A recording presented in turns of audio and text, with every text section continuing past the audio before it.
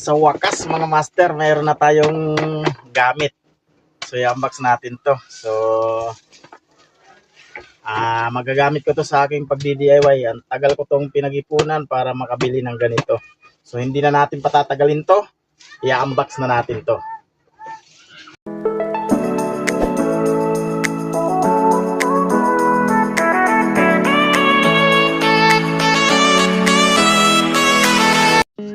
So yan na mga master, unbox na natin to. Huwag na natin patagalin.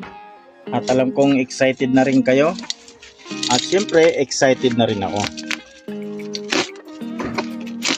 Okay. Yan na, alam niyo na kung ano ito.